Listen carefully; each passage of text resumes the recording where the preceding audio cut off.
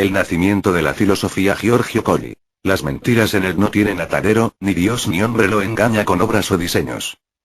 La locura es la fuente de la sabiduría. Los orígenes de la filosofía griega y en general de todo el pensamiento occidental, son misteriosas. Según la tradición erudita, la filosofía nace con Tales y Anaximandro. Se han buscado sus orígenes más remotos en el siglo IV, en contactos fabulosos con las culturas orientales, con los pensamientos egipcio o indio. Nada pudo comprobarse en tal vía y hubo que contentarse con establecer analogías y paralelismos. En realidad, el tiempo de los orígenes de la filosofía griega es bastante más cercano a nosotros. Platón, por ejemplo, llama amor a la sabiduría, a la filosofía, a la propia actividad educativa, a la propia investigación, ligada a una expresión escrita, a la forma literaria del diálogo. Y Platón mira el pasado con veneración, como un mundo en el que habían existido realmente los sabios. Por otra parte, la filosofía posterior, nuestra filosofía, no es más que una continuación, un desarrollo de la forma literaria introducida por Platón. Y sin embargo, esta forma surge como un fenómeno de decadencia, en cuanto el amor a la sabiduría está por debajo de la sabiduría. Amor a la sabiduría no significa en efecto, para Platón, aspiración a algo nunca alcanzado, sino una tendencia a recuperar aquello que ya se había realizado y vivido. No hay, por tanto, un desarrollo continuo, homogéneo entre la sabiduría y la filosofía. Lo que hace surgir esta última es una reforma expresiva, es la intervención de una nueva forma literaria, de un filtro a través del que tiene que pasar el conocimiento de lo precedente. La tradición, en gran parte oral, de la sabiduría, ya oscura y escasa por el alejamiento de los tiempos, ya evanescente y débil para Platón mismo, resulta así a nuestros ojos completamente falsificada por la intervención de la literatura filosófica. Por otra parte, la extensión temporal de esta época de la sabiduría es bastante incierta. Abarca la edad llamada presocrática, o sea los siglos VI y VADC, pero su origen más lejano se nos escapa. Es a la más remota tradición de la poesía y de la religión griega que nos toca volver, pero la interpretación de los datos es inevitablemente filosófica. Debe configurarse, ya sea de manera hipotética, una interpretación basada en el modelo que sugiere Nietzsche para explicar el origen de la tragedia. Cuando un gran fenómeno ofrece una documentación histórica suficiente únicamente en su parte final, solo nos queda intentar una interpolación, para el conjunto, de ciertas imágenes y de ciertos conceptos, escogidos en la tradición religiosa y tomados como símbolos. Nietzsche parte, como se sabe, de las imágenes de dos dioses griegos, Dionisos y Apolo, y por medio de la profundización de los conceptos de Dionisíaco y Apolinio, delinea ante todo una doctrina sobre el surgimiento y la decadencia de la tragedia griega, luego una interpretación global del helenismo y finalmente una nueva visión del mundo. Ahora bien, una perspectiva parece abrirse si, en lugar del nacimiento de la tragedia, se considera el origen de la sabiduría. Son también los mismos dioses, Apolo y Dionisos, los que se encuentran si remontamos por los senderos de la sabiduría griega. En este campo, sin embargo, la caracterización de Nietzsche llega a modificarse, además de que la preeminencia se concede a Apolo más bien que a Dionisos. De hecho, al dios de Delfos, más que a otro, hay que atribuirle el dominio sobre la sabiduría. En Delfos, se manifiesta la vocación de los griegos por el conocimiento. No es sabio el que es rico de experiencia, quien se destaca por su habilidad técnica, por su destreza, por sus recursos, como es el caso en la edad homérica. Odiseo no es un sabio. Sabio es quien arroja la luz en la oscuridad, suelta un nudo, manifiesta lo incógnito, precisa lo incierto. Para esta civilización arcaica, el conocimiento del futuro del hombre y del mundo pertenece a la sabiduría. Apolo simboliza este ojo penetrante, su culto es una celebración de la sabiduría. Pero el hecho que Delfos sea una imagen unificante, una abreviatura de la misma Grecia, indica algo más, y es que el conocimiento fue, para los griegos, el máximo valor de la vida. Otros pueblos conocieron, exaltaron la adivinación, pero ningún pueblo la elevó al rango de símbolo decisivo por el que, al más alto grado, la potencia se expresa en conocimiento, como ocurre entre los griegos. En todo el territorio helénico, se destinaron santuarios a la adivinación. Esta quedó como un elemento decisivo en la vida pública, política de los griegos. Y sobre todo el aspecto teórico ligado a la adivinación es característico de los griegos. La adivinación implica conocimiento del futuro y manifestación, comunicación de tal conocimiento. Esto se da mediante la palabra del dios, mediante el oráculo. En la palabra se manifiesta al hombre la sabiduría del Dios, y la forma, el orden, el nexo en que se presentan las palabras, todo esto revela que no se trata de palabra humana, sino de palabra divina. De ahí el carácter exterior del oráculo, la ambigüedad, la oscuridad, la alusividad ardua de descifrar, la incertidumbre. El Dios conoce por tanto el porvenir, lo manifiesta al hombre, pero parece no querer que el hombre entienda. Hay un elemento de maldad, de crueldad en la imagen de Apolo, que se refleja en la comunicación de la sabiduría. Y de hecho dice Heráclito, un sabio. El Señor, al que pertenece el oráculo que está en Delfos, no dice ni esconde, sino que señala. Frente a estos nexos, el significado atribuido por Nietzsche a Apolo aparece insuficiente. Según Nietzsche, Apolo es el símbolo del mundo como apariencia, siguiendo el concepto schopenhaueriano de representación. Esta apariencia es al mismo tiempo bella e ilusoria, así que la obra de Apolo es esencialmente el mundo del arte, entendido como liberación, aunque ilusoria, del tremendo conocimiento dionisíaco, de la intuición del dolor del mundo. Contra esta perspectiva de Nietzsche, se puede objetar ante todo, aunque se la considera como clave en la interpretación de Grecia, que la contraposición entre Apolo y Dionisos como entre arte y conocimiento no corresponde a numerosos e importantes testimonios históricos acerca de estos dos dioses. Se ha dicho que la esfera del conocimiento y de la sabiduría se conecta mucho más naturalmente a Apolo que a Dionisos. Hablar de este último como del dios del conocimiento y de la verdad, entendidos restrictivamente como intuición de una angustia radical, significa presuponer en Grecia un Schopenhauer que no hubo. Dionisos se relaciona más bien al conocimiento como divinidad eleusiana. La iniciación a los misterios de Eleusis culminaba de hecho en una epopteía, en una visión mística de beatitud y purificación, que de todos modos pudo haberse llamado conocimiento. Sin embargo, el éxtasis mistérico, en cuanto se alcanza al despojarse uno completamente de las condiciones del individuo, es decir, en cuanto en él, el sujeto que conoce no se distingue del objeto conocido, debe considerarse como el presupuesto del conocimiento más bien que como conocimiento mismo. Por el contrario, el conocimiento y la sabiduría se manifiestan en la palabra, y es en Delfos que se pronuncia la palabra divina, es Apolo quien habla a través de la sacerdotisa, ciertamente no Dionisos. Al trazar el concepto de Apolinio, Nietzsche ha considerado el señor de las artes, el dios luminoso, del esplendor solar. Aspectos auténticos de Apolo, pero parciales, unilaterales. Otros aspectos del dios amplían su significación y la conectan a la esfera de la sabiduría. Ante todo, un elemento de terribilidad, de ferocidad. La etimología misma de Apolo, según los griegos, sugiere el significado de el que destruye totalmente. En este aspecto el dios viene presentando al comienzo de la Ilíada, donde sus flechas llevan la enfermedad y la muerte al campo de los aqueos. No una muerte inmediata, directa, sino una muerte a través de la enfermedad. El atributo del dios, el arco, arma asiática, alude a una acción indirecta, mediata, diferida. Se toca aquí el aspecto de la crueldad, el cual se ha señalado a propósito de la oscuridad del oráculo. La destrucción, la violencia diferida es típica de Apolo. Y de hecho, entre los epítetos de Apolo, encontramos este de el que golpea de lejos y este otro de el que actúa de lejos. No es clara por ahora la relación entre estos caracteres del dios, acción a distancia, destructividad, crueldad, y el configurarse de la sabiduría griega. Pero la palabra de Apolo es una expresión en la que se manifiesta un conocimiento. Siguiendo los modos en los que en la Grecia primitiva, las palabras de la adivinación se conjugan en discurso, se desarrollan en discusiones, se elaboran en la abstracción de la razón, será posible entender estos aspectos de Apolo como símbolos que iluminan el fenómeno entero de la sabiduría. Otro elemento débil en la interpretación de Nietzsche es la presentación del impulso apolíneo y del dionisíaco como antitéticos. Los estudios más recientes sobre la religión griega han puesto de manifiesto un origen asiático y nórdico del culto de Apolo. Aquí emerge una nueva relación entre Apolo y la sabiduría. Un fragmento de Aristóteles nos informa que Pitágoras, un sabio precisamente, fue llamado por los crotonatas Apolo Hiperbóreo. Los hiperbóreos eran para los griegos un pueblo legendario del extremo septentrional. De ahí parece provenir el carácter místico, extático de Apolo, que se manifiesta en la posesión de la pitía, en las palabras divagantes del oráculo délfico. En las llanuras nórdicas y del Asia central, es atestiguada una larga persistencia del chamanismo, de una técnica particular del éxtasis. Los chamanes alcanzan una exaltación mística, una condición extática, en la que son capaces de operar curaciones milagrosas, de ver el futuro y pronunciar profecías. Tal es el fondo del culto délfico de Apolo. Un pasaje célebre y decisivo de Platón nos ilumina al respecto. Se trata del discurso sobre la manía, sobre la locura, que Sócrates desarrolla en el Fedro.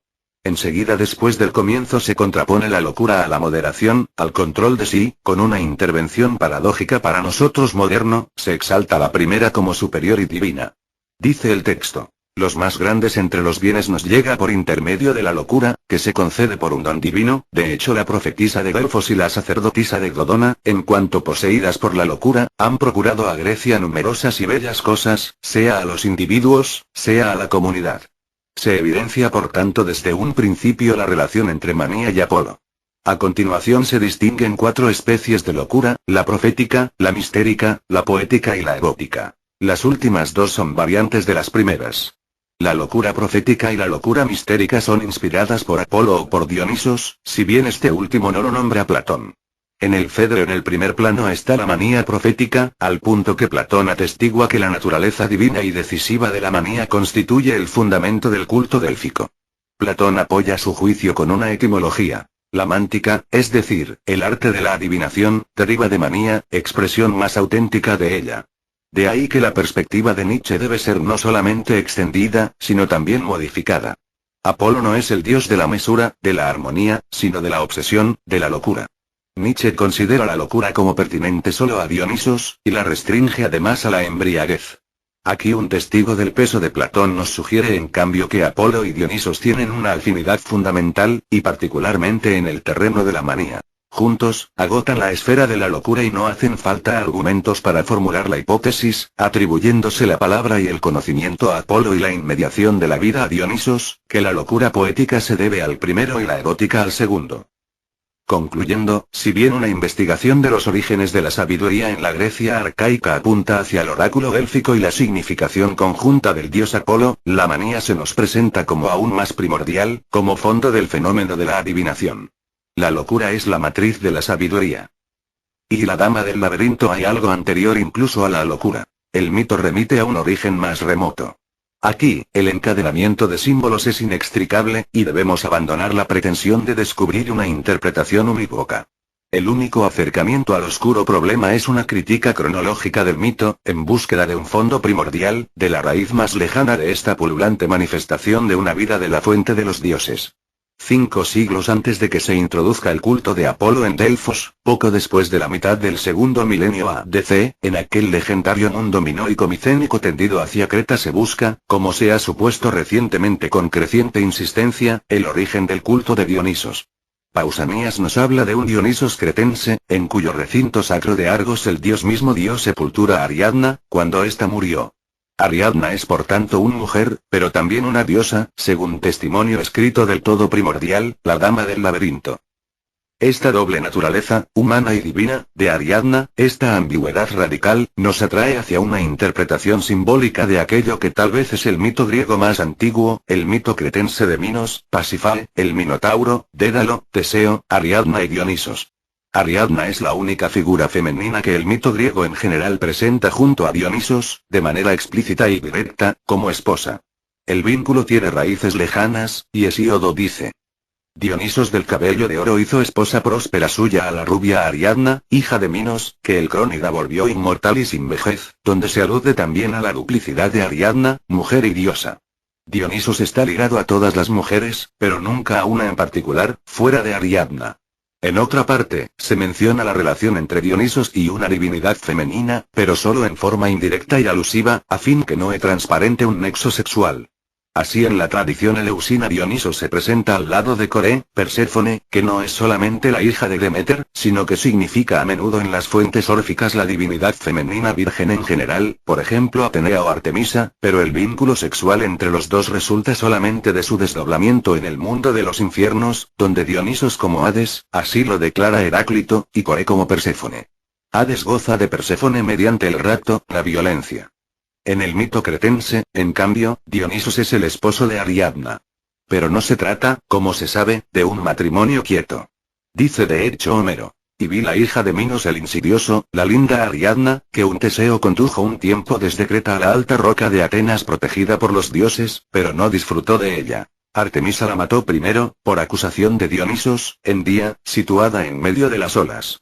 El pasaje es decisivo para distinguir, por una parte, una versión más reciente del mito, desarrollada por ejemplo por Cátulo, según la cual Ariadna, abandonada por Teseo en Naxos, Día, es recogida por Dionisos, o, en otra variante, es raptada por Dionisos, o sea, pasa de una vida humana a una divina. Y por otra parte, una versión más antigua, apoyada, además de por Homero y Hesíodo, por el origen cretense del vínculo Dionisos-Ariadna y por la antigüedad de la noticia sobre la potentísima naturaleza divina de esta última, según la cual Ariadna abandona de Dionisos por amor a Teseo, o sea, pasa de una vida divina a una humana, pero al final, prevalece Dionisos, cuya acusación guía el castigo de Artemisa. Ariadna muere como mujer y no es disfrutada por Teseo, vive como diosa.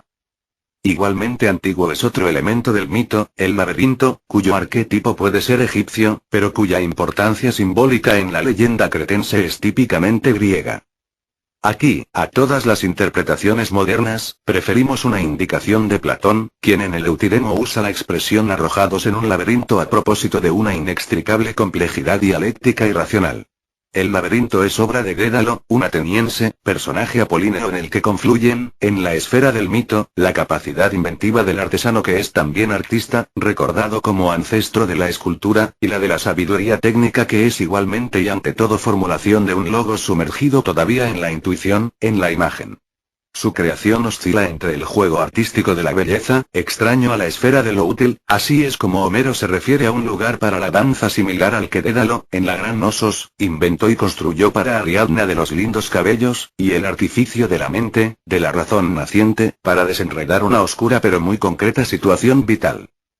Tal es la vaca leñosa que Dédalo construyó para Pasífae, mujer de Minos, para que con ella pueda satisfacer su loca atracción por el toro sagrado. O también la pelota de lana, que dio Dédalo a Ariadna, con la que Teseo pudo salir del laberinto, después de matar al Minotauro. Algo que manifiesta al tiempo juego y violencia es finalmente la obra más ilustre de Dédalo, el laberinto. El fruto de los amores de Pasífae, el Minotauro, ha sido recluido dentro por Minos. El que detrás de la figura del Minotauro se esconda Dionisos, es una hipótesis ya investigada. El Minotauro se representa como un hombre con cabeza de toro, y se sabe que Dionisos era una figuración taurina, y que en los séquitos dionisíacos el dios aparecía como un hombre con una máscara de animal, a menudo de un toro. El laberinto se presenta entonces como creación humana, del artista y del inventor, del hombre del conocimiento, del individuo apolíneo, pero al servicio de Dionisos, del animal dios. Minos es el brazo profano de esta divinidad bestial. La forma geométrica del laberinto, con su insondable complejidad, inventada por un juego curioso y perverso del intelecto, alude a una perdición, a un peligro mortal que amenaza al hombre cuando éste se aventura a enfrentarse con el dios animal. Dionisos hace construir al hombre una trampa en la que él mismo perecerá en el momento que se ilusione a atacar al dios. Después, se tendrá la oportunidad de hablar del enigma, que es el equivalente en la esfera apolínea de lo que es el laberinto en la esfera dionisiacal. El conflicto hombre-dios, que simbólicamente se visualiza por el laberinto, en su transposición interior y abstracta, encuentra ese símbolo en el enigma. Pero como arquetipo, como fenómeno primordial, el laberinto no puede prefigurar otra cosa que el logos, la razón. ¿Qué otra cosa, sino el logos, es producto del hombre en el que el hombre se pierde, se arruina? El dios ha hecho construir el laberinto para doblegar al hombre, para devolverlo a la animalidad. Pero Teseo se servirá del laberinto y del dominio sobre el laberinto que le ofrece la mujer diosa para derrotar el animal dios. Todo esto puede expresarse en los términos de Schopenhauer. La razón está al servicio de la animalidad, de la voluntad de vivir. Pero por intermedio de la razón se alcanza el conocimiento del dolor y de la vía para derrotar el dolor, es decir, la negación de la voluntad de vivir. Varios elementos de la tradición ligan a Teseo y Dédalo con el culto de Apolo, hacen de ellos devotos del dios délfico. No podemos hacer menos que anotar la relación con Apolo, aunque nunca se le nombra en el mito, que se presenta precisamente en los dos personajes que se contraponen a Dionisos, el dios lejano y callado al que remiten sus dos ministros, Minos y el Minotauro. Mientras anteriormente habíamos tratado de atenuar la polaridad entre Apolo y Dionisos a través del elemento común a ambos, de la manía, y en la esfera de la palabra y del conocimiento se ha subordinado el segundo al primero, aquí en cambio en el mito cretense, se vuelve otra vez áspera la oposición entre los dos dioses en un sentido sin embargo bastante distinto del que entendía Nietzsche.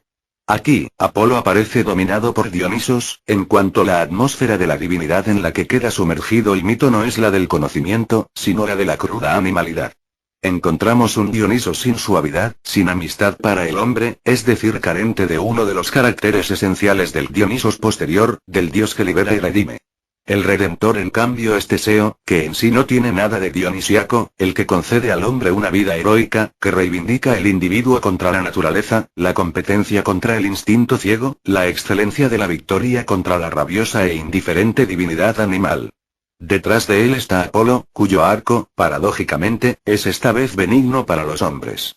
Y de hecho Teseo, retornando hacia Atenas, después de haber perdido o abandonado a Ariadna en Naxos, atraca en Delos, isla consagrada a Apolo, sacrifica al dios y celebra la victoria sobre el Minotauro con una danza apolínea de figuras tortuosas a semejanza del laberinto, llamada la grúa por los habitantes de Delos que la practicaban todavía en tiempos de Plutarco.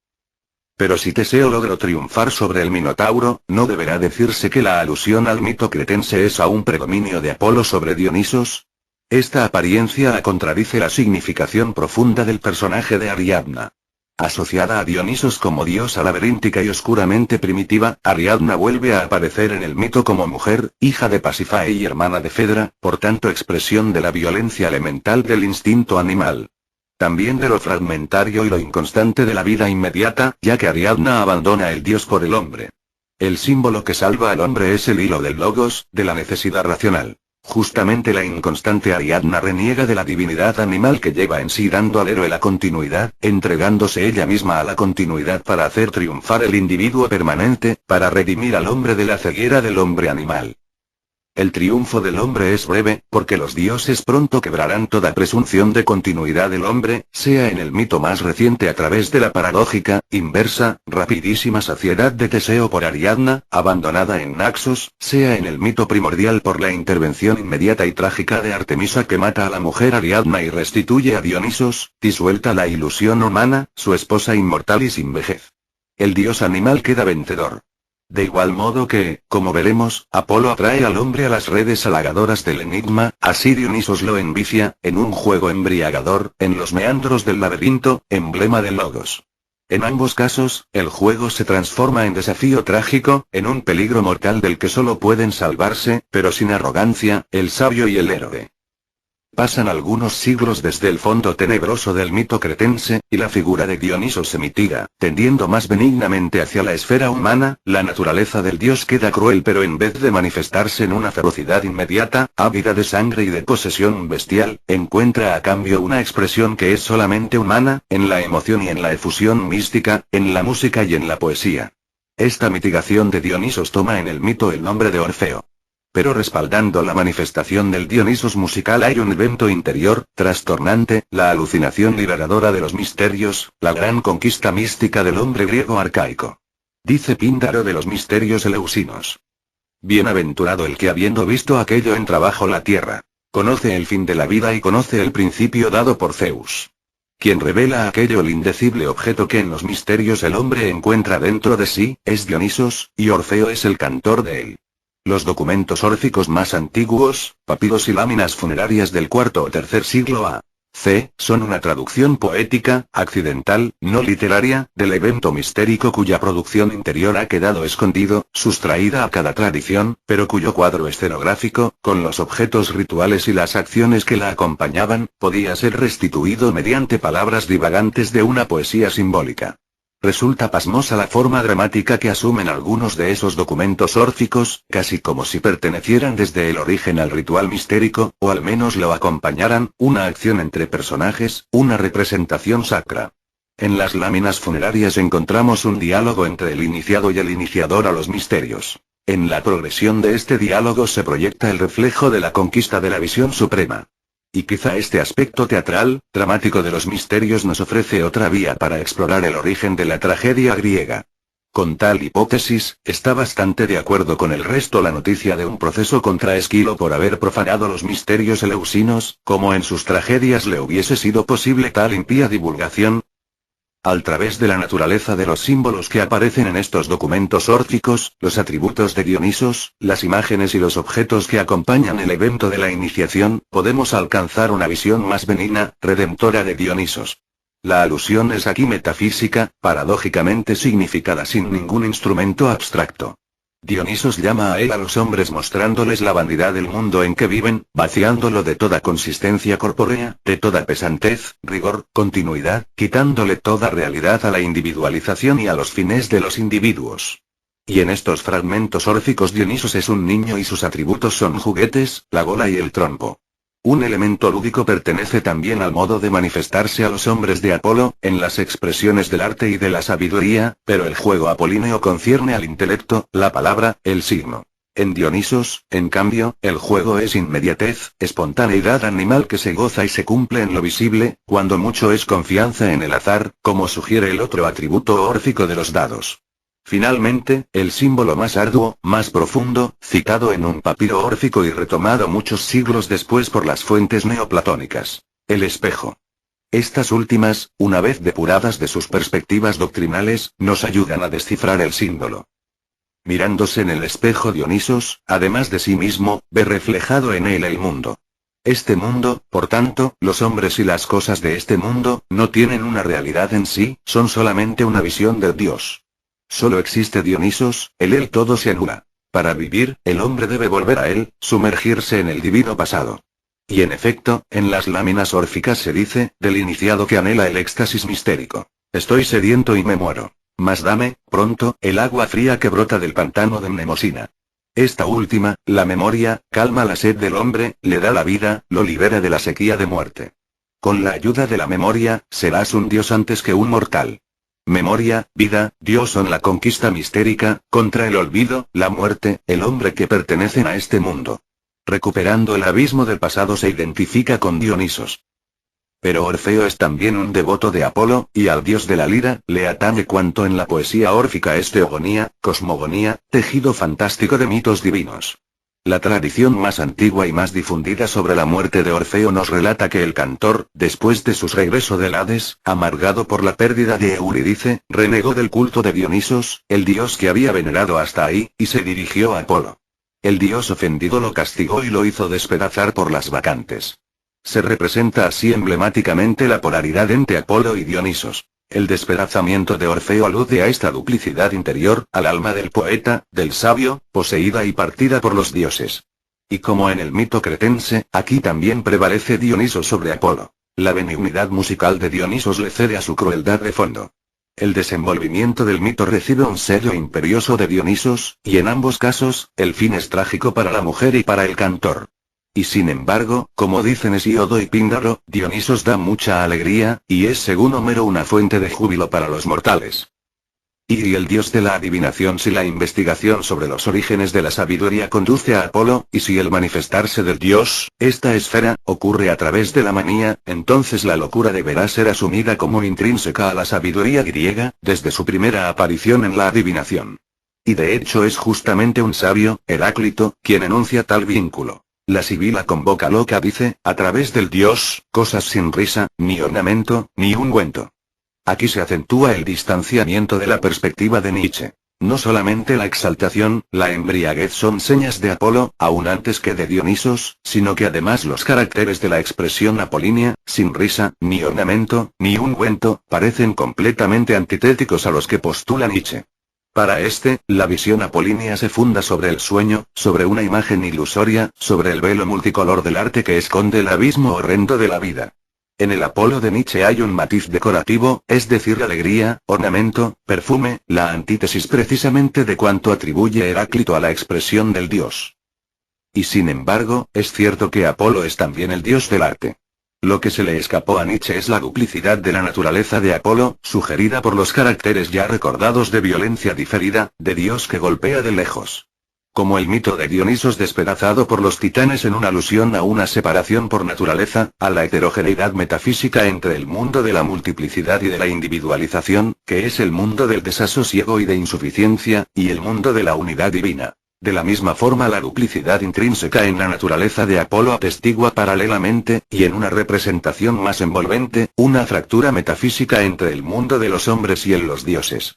La palabra es el intermediario. Ella viene de la exaltación y de la locura, es el punto en que la misteriosa y destacada esfera divina entra en comunicación con la humana, se manifiesta en la audibilidad, en una condición sensible.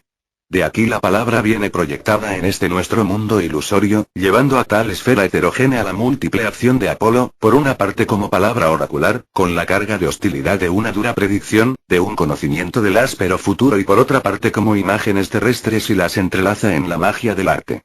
Esta proyección de la palabra de Apolo sobre nuestro mundo se representa en el mito griego por dos símbolos, dos atributos del dios. El arco, para designar su acción hostil, y la lira para designar su acción benigna. La sabiduría griega es una exégesis de la acción hostil de Apolo. Y la fractura metafísica que está en la base del mito griego viene a ser comentada por los sabios. Nuestro mundo es la apariencia de un mundo escondido, del mundo en que viven los dioses. Heráclito no nombra a Apolo, mas sí usa sus atributos, el arco y la lira, para interpretar la naturaleza de las cosas. Del arco el nombre es la vida, la obra la muerte. En griego, el nombre arco tiene el mismo sonido que el nombre vida. Luego el símbolo de Apolo es el símbolo de la vida. La vida se interpreta como violencia, como instrumento de destrucción. El arco de Apolo produce la muerte, y en otro fragmento Heráclito acopla la acción hostil del dios a su acción benigna. Armonía contrastante como del arco y de la lira. Es difícil sustraerse a la suposición que Heráclito, al citar esos dos atributos, había querido aludir a Apolo. Tanto más que el concepto de armonía, evocado por Heráclito, reclama la intuición unificante, casi un jeroglífico común, que está en la basata manifestación antitética de Apolo, o sea de la configuración material del arco y de la lira. Tales instrumentos se producían en la época en que surge el mito según una análoga línea curvada, y con la misma materia, los cuernos de un chivo, unidos en inclinaciones distintas.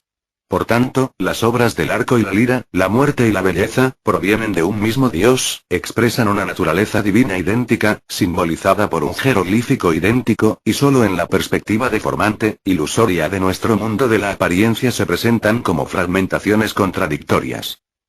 Confirmando la perspectiva delineada anteriormente acerca del origen de la sabiduría griega en la exaltación apolínea y acerca del nexo entre locura mántica y palabra oracular, es decir, de un vínculo que presupone y expresa una heterogeneidad metafísica fundamental, citamos ahora un pasaje fundamental del Timeo de Platón. Hay un signo suficiente de que el dios ha dado la adivinación a la insensatez humana. De hecho, nadie que sea dueño de sus pensamientos consigue una adivinación inspirada del dios y verídica. Ocurre más bien que la fuerza de su inteligencia sea impedida por el sueño a la enfermedad, o que él la haya desviado siendo poseído por un dios. Pero pertenece al hombre sensato recordar las cosas dichas en el sueño o en la vigilia por la naturaleza adivinatoria y entusiástica, reflexionar sobre ellas, discernir con el raciocinio todas las visiones contempladas, entonces, ver en dónde estas cosas reciben un significado, y a quien en cambio está exaltado o persiste en este estado no le pertenece juzgar las apariciones o las palabras por él mismo dichas.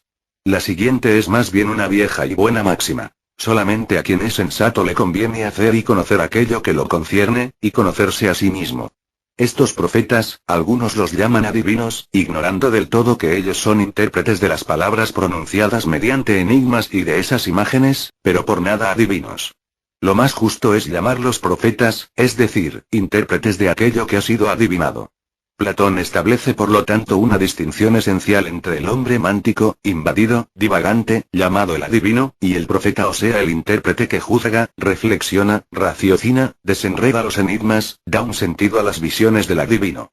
El pasaje no solamente sirve de confirmación, sino que enriquece la perspectiva trazada, en cuanto precisa la acción hostil de Apolo, que resulta ligado de algún modo al impulso interpretativo, y desde luego a la esfera de la abstracción y de la razón. El arco y las flechas del dios se vuelven contra el mundo humano por intermedio del tejido de las palabras y de los pensamientos. El signo del paso de la esfera divina a la humana es la oscuridad del oráculo, es decir, el punto en que la palabra, manifestándose como enigmática, traiciona su procedencia de un mundo desconocido.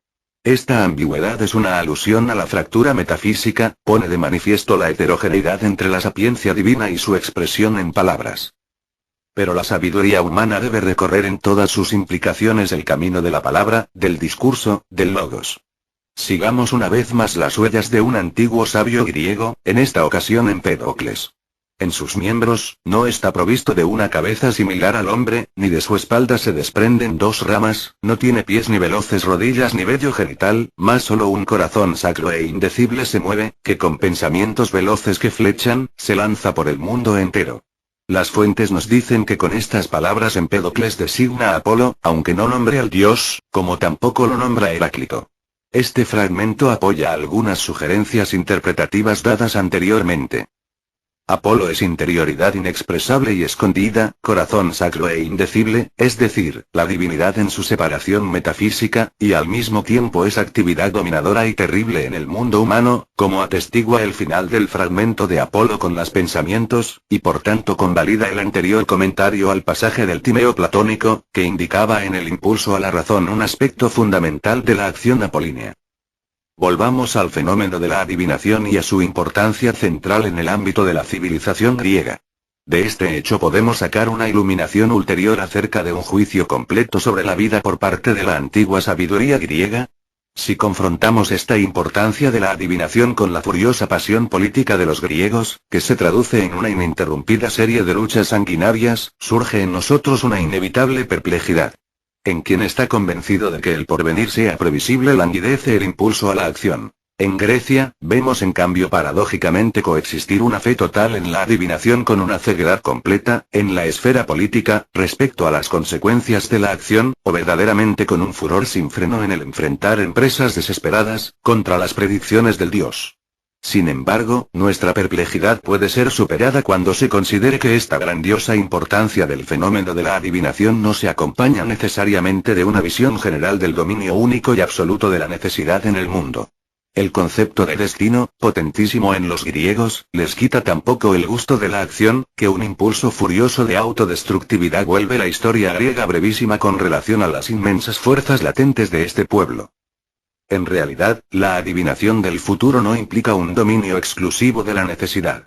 Si alguien ve de antemano aquello que ocurrirá dentro de un minuto o dentro de 1000 años, esto no tiene nada que ver con la concatenación de hechos y de objetos que producirá este futuro. Necesidad indica un cierto modo de pensar tal concatenación, pero previsibilidad no significa necesidad.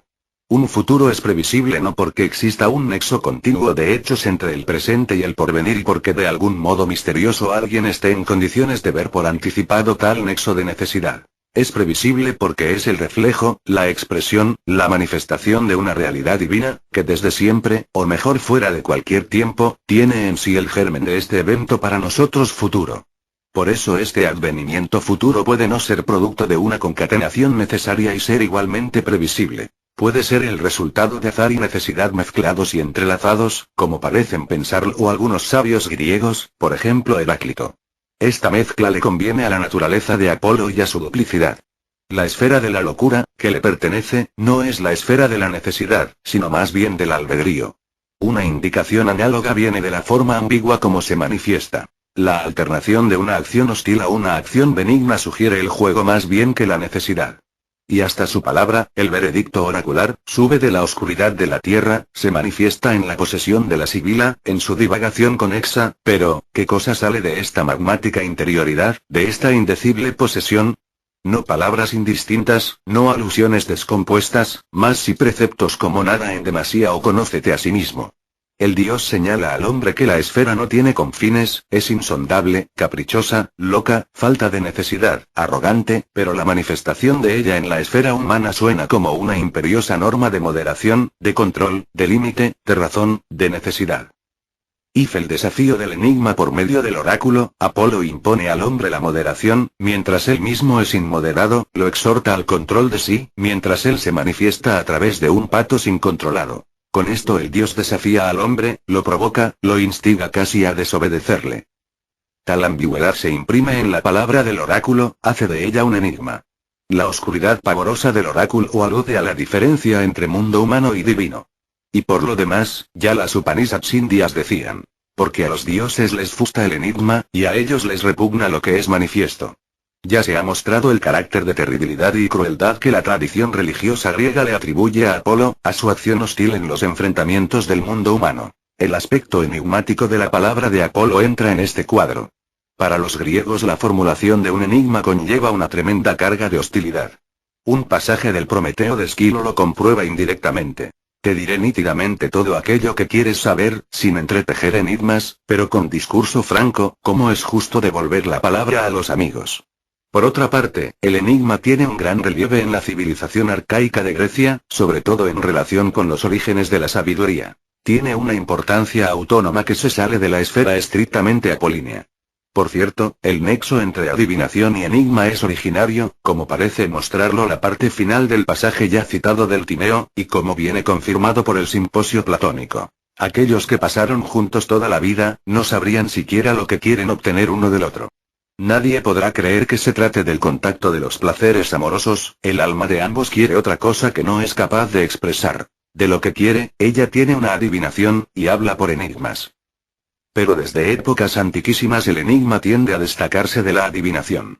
El ejemplo más célebre lo proporciona el tenebroso mito tébano de la Esfinge.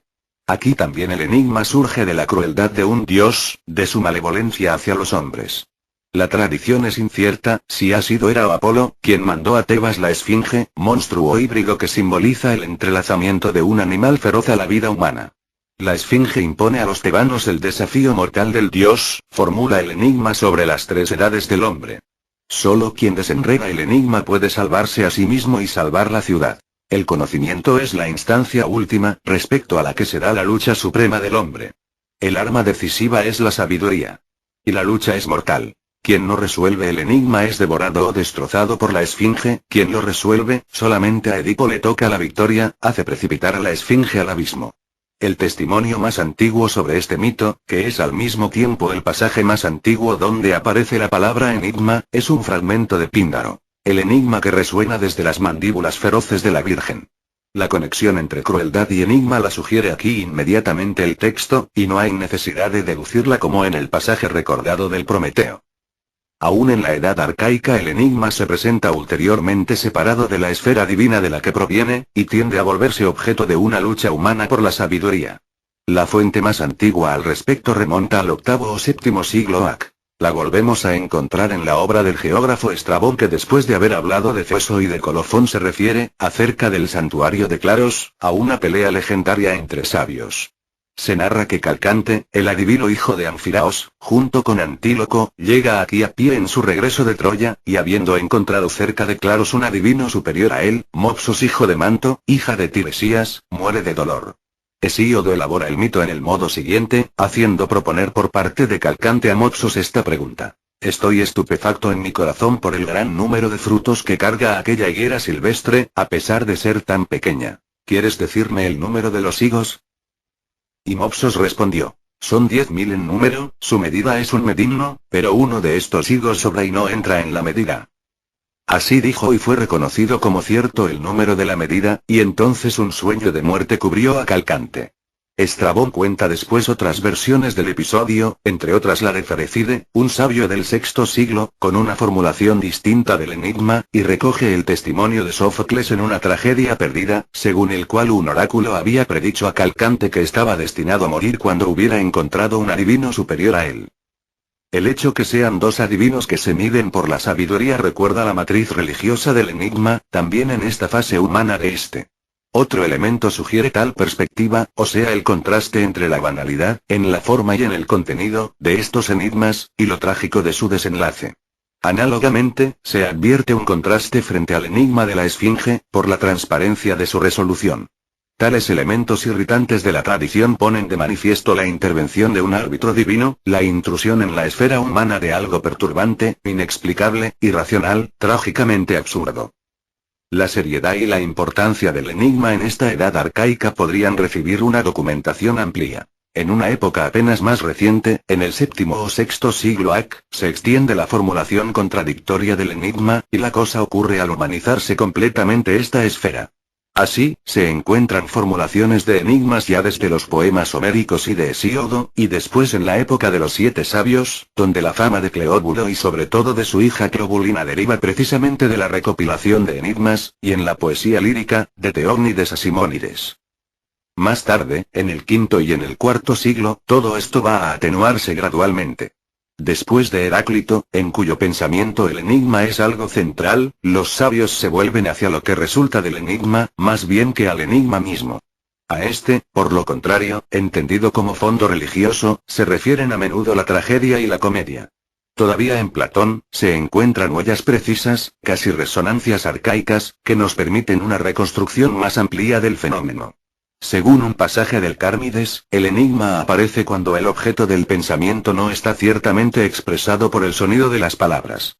De ahí viene presupuesta una condición mística, en la que una cierta experiencia resulta inexpresable. En tal caso el enigma es la manifestación en la palabra de lo que es divino, escondido, una interioridad indecible.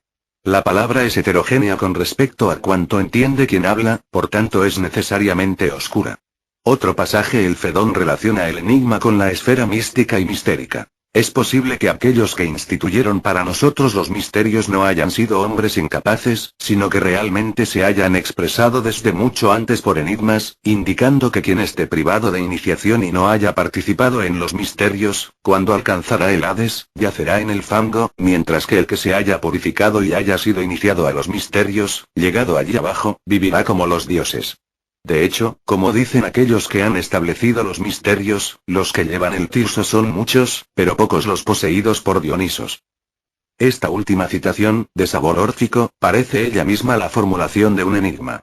Es de anotar, en estos pasajes de Platón, la sugerencia hecha anteriormente, de considerar a Apolo y a Dionisos como los dioses fundamentalmente afines, en lugar de ver en ellos una contraposición de dos instintos estéticos y metafísicos, según la interpretación de Nietzsche.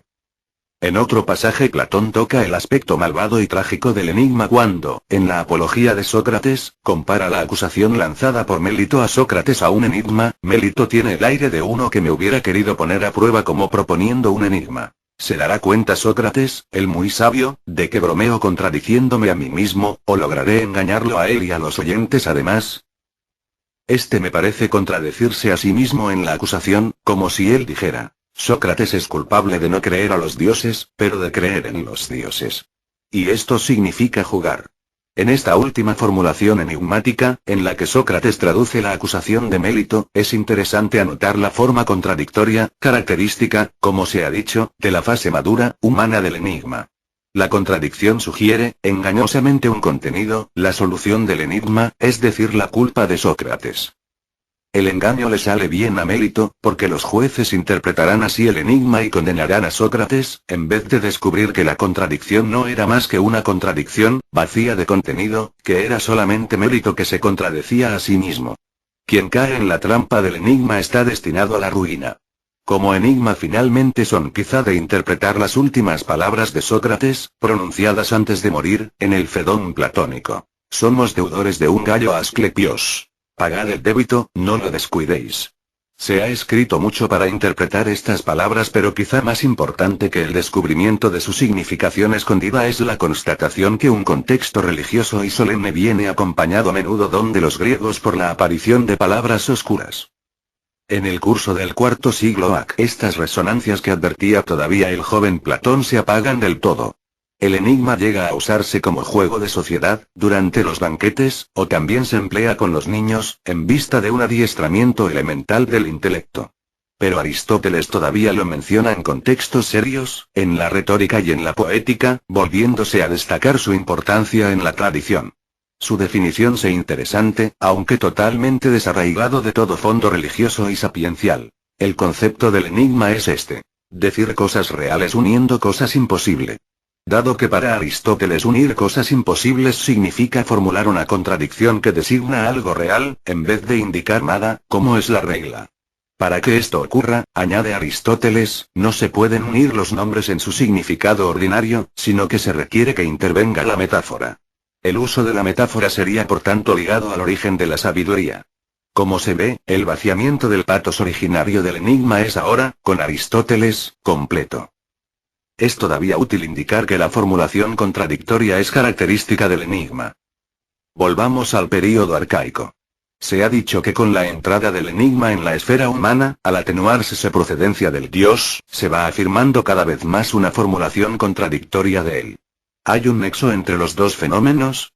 Antes de examinar este problema, cabe ver cómo se va configurando esta humanización del enigma, la que coincide con el nacimiento de los sabios. Primero el dios inspira un veredicto oracular, y el profeta, para decirlo con Platón, es un simple intérprete de la palabra divina, pertenece aún totalmente a la esfera religiosa. Después, el dios por intermedio de la esfinge impone un enigma mortal, y el hombre individual debe desenredarla, so pena de muerte. Finalmente dos adivinos luchan entre ellos por un enigma, Calcante y Moxos. Ya no está el dios, queda el fondo religioso, pero interviene un elemento nuevo, el agonismo, que es aquí una lucha por la vida y por la muerte. Un paso más, cae el fondo religioso, y llega en primer plano el agonismo, la lucha de dos hombres por el conocimiento. Ya no son adivinos, solo sabios o mejor combaten para conquistar el título de sabio. El Patos de lo Escondido, un cuento antiquísimo, atestiguado por fuentes diversas, es el documento fundamental sobre el nexo entre sabiduría y enigma. Se trata de un filón de la literatura biográfica sobre Homero, retomado en el siguiente fragmento de Aristóteles. Homero interrogó el oráculo para saber quiénes fueran sus padres y cuál su patria. Y el dios respondió así: la isla de Io es patria de tu madre, y esa te acogerá muerto. Pero tú, guárdate del enigma de los hombres jóvenes. Poco después, llegó a Io. Allí, sentado en un escollo, vio a pescadores que se acercaban a la playa y les preguntó si tenían algo. Estos, puesto que no habían pescado nada, pero se estaban despiojando, por la falta de pesca, dijeron: cuanto hemos cogido lo hemos dejado, pero cuanto no hemos cogido lo traemos, aludiendo con un enigma al hecho que los piojos que habían cogido los habían matado y dejado caer, y los que no habían cogido los traían en la ropa. Homero, siendo incapaz de resolver el enigma, murió por el abatimiento. Lo que se siente después de la sorpresa en este cuento es el contraste entre la futilidad del contenido del enigma y el desenlace trágico por su desenredo fracasado. Si los pescadores se hubiesen dirigido a un hombre cualquiera, ciertamente él no hubiese muerto por el abatimiento, de no haber podido coger el significado escondido. Pero para el sabio el enigma es un desafío mortal. Quien sobresale por el intelecto, debe demostrarse invencible en las cosas del intelecto. En este cuadro es claro que todo fondo religioso ha caído. El enigma siempre es un peligro extremo, pero su terreno solo es un agonismo humano. Paralelamente, la formulación del enigma propuesta a Homero es claramente contradictoria, o sea, usando una expresión más precisa, dos pares de determinaciones contradictorias, hemos cogido, no hemos cogido y hemos dejado, traemos, vienen unidas inversamente a lo que esperaría la razón, esto es, inversamente a la formulación. Cuanto hemos cogido lo traemos, cuanto no hemos cogido lo hemos dejado. Recordemos la definición aristotélica. El enigma es la formulación de una imposibilidad racional que todavía expresa un objeto real. El sabio, que domina la razón, debe desenredar este nudo. Por consiguiente, el enigma, cuando entra en el agonismo de la sabiduría, debe asumir una forma contradictoria. El cuento sobre la muerte de Homero nos ayuda a afrontar la interpretación de uno de los más oscuros fragmentos de Heráclito. Aquí, es un sabio quien alude al enigma de la que ha sido la víctima otro sabio. Heráclito dice: respecto al conocimiento de las cosas evidentes, los hombres llegan a ser engañados en forma similar a Homero, quien fue más sabio que cualquier griego. De hecho, lo engañaron aquellos jóvenes que habían despiojado piojos, cuando le dijeron: aquello que hemos visto y cogido, lo dejamos. Aquello que no hemos visto ni cogido, lo traemos. Aquí Heráclito calla las premisas y el marco del episodio que respecta a Homero, probablemente porque se trataba de una tradición bastante conocida. Igualmente se pasa bajo silencio el hecho que el jaque de Homero frente al enigma haya sido la causa de su muerte. El tono del fragmento es despectivo con respecto a Homero. El sabio vencido en un desafío a la inteligencia deja de ser sabio. Es de observar la caracterización del enigma como tentativa de engañar. Lo que Heráclito considera digno de mencionarse no es el triste fin de Homero, sino el hecho que un presunto sabio se haya dejado engañar. Tenemos así ante todo un testimonio antiguo que confirma la maldad del enigma y en segundo lugar una definición implícita del sabio, por parte de Heráclito, como el que no se deja engañar.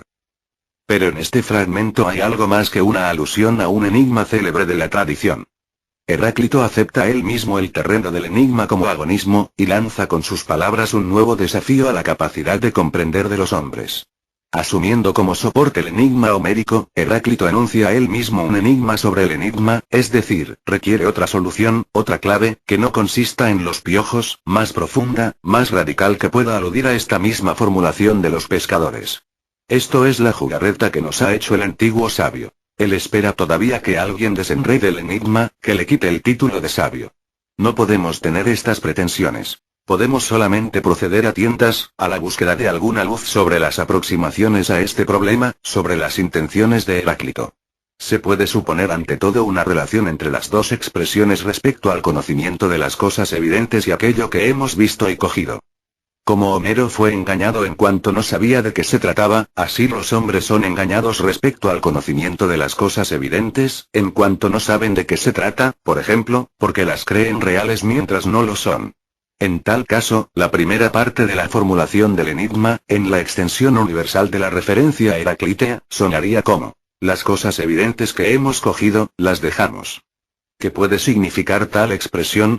Es preciso tener presentes los pasos de Heráclito que niegan cualquier realidad externa a los objetos del mundo sensible. Parecería que precisamente a se tratara, cuando se habla de cosas evidentes. Recordamos los fragmentos. El Sol tiene un pie humano de ancho, donde parece inevitable pensar a un reuso de toda realidad objetiva, a la reducción de tal objeto a la simple apariencia sensorial. Y además, muerte es todo lo que vemos en vigilia. Las cosas evidentes que hemos cogido podría entonces significar su sencilla aprehensión sensible, esto en que consiste la ilusoria realidad del mundo que nos rodea, nada más que una serie de sensaciones. Pero, ¿por qué estas cosas evidentes que hemos cogido, las dejamos? Quizá Heráclito quiere significar que las cosas evidentes, concretas, nos engañan y suscitan la ilusión de existir fuera de nosotros y de ser reales, vivas, sobre todo porque nosotros las imaginamos como permanentes. No es que Heráclito critique las sensaciones. Él alaba, al contrario, la vista y el oído, pero lo que condena es el transformar la aprehensión sensorial en algo estable, existente fuera de nosotros. La experiencia de los sentidos la cogimos instantáneamente y luego la dejamos caer. Si queremos fijarla, clavarla, la falsificamos. Esto es el significado de los fragmentos que tradicionalmente se vienen interpretando en apoyo de una presunta doctrina heraclítea del devenir. Heráclito no cree que el devenir sea más real que el ser. Cree simplemente que toda opinión es una enfermedad sacra, o sea que toda elaboración de las impresiones sensoriales en un mundo de objetos permanentes es ilusionística. Por eso, él dice, por ejemplo, en el mismo río no es posible entrar dos veces. No hay un río fuera de nosotros, sino solamente una sensación fugitiva en nosotros, a la que nosotros damos el nombre de río, de un mismo río, cuando varias veces más, se presenta a nosotros una sensación similar a la primera. Pero cada vez no hay nada más concreto que precisamente una sensación instantánea, que no corresponde a nada objetivo. Sobre todo tales sensaciones no informan sobre nada permanente, aunque sean similares. Si queremos designar cada una de ellas con el nombre de río, podemos hacerlo, pero cada vez se tratará de un río nuevo. Volvemos ahora al fragmento sobre el enigma homérico. Si aquello que se ha dicho puede interpretar la primera parte de la formulación del enigma, la segunda parte significará entonces en la transposición heraclítea, aplicando una antítesis paralela a la del episodio homérico. Las cosas escondidas que no habíamos visto ni cogido, las traemos. ¿Cuál puede ser el desenredo de esta segunda parte? Se puede intentar de aclarar esta expresión recordando dos temas esenciales del pensamiento de Heráclito. El primero podría llamarse el patos de lo desconocido, es decir, la tendencia a considerar el fundamento último del mundo como algo disimulado. Tal es el concepto de la divinidad en Heráclito. La unidad, la única sabiduría, sapiencia, quiere y no quiere ser llamada con el nombre de Zeus. El nombre de Zeus es aceptable como símbolo, como designación humana del Dios Supremo, pero no es aceptable como designación adecuada, justamente porque el Dios Supremo es algo escondido, inaccesible. Todavía más explícitamente, otros dos fragmentos declaran la superioridad de lo que es escondido. A la naturaleza primordial le gusta esconderse, y la armonía escondida es más fuerte que la manifiesta. El segundo es la reivindicación mística de una preeminencia de la interioridad con respecto a la ilusoria corporeidad del mundo externo. En ambos fragmentos Heráclito parece colocar completamente el alma como principio supremo del mundo, y Aristóteles confirma esta interpretación. Tal parece ser la alusión del célebre fragmento: he indagado a mí mismo más explícitamente, dice Heráclito. Los confines del alma, caminando, no podrás encontrarlos, ni recorriendo cada carretera. Tan profunda es su expresión, y además, al alma pertenece una expresión que le acrecienta a sí misma. Los dos temas sobredichos parecen más bien unificarse, converger en una única visión fundamental, por la perspectiva abismal, en la dirección de lo escondido, en que está puesta el alma. Si ahora aplicamos esta temática a la segunda parte de la formulación del enigma homérico, parece abrirse la posibilidad de una solución. El alma, lo escondido, la unidad, la sabiduría, son lo que no vemos, ni cogimos, más si llevamos dentro de nosotros. Solo la interioridad escondida es permanente, y aún en el manifestarse, se acrecienta a sí misma. Cuanto se ha dicho no solamente confirma la importancia genérica del enigma en esta edad arcaica de Grecia, y su íntima conexión con la esfera de la sabiduría, sino que nos ha permitido en particular formular algunas hipótesis e intentar algunas iluminaciones acerca del pensamiento de uno de los más arduos e inaccesibles de estos sabios.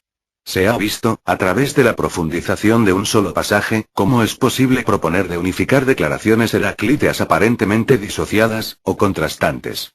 No solo esto, sino otro de estos temas fundamentales de Heráclito puede reportarse todavía bajo la perspectiva del enigma, de manera que al final se presenta la hipótesis que toda la sabiduría de Heráclito sea un tejido de enigmas que aluden a una insondable naturaleza divina.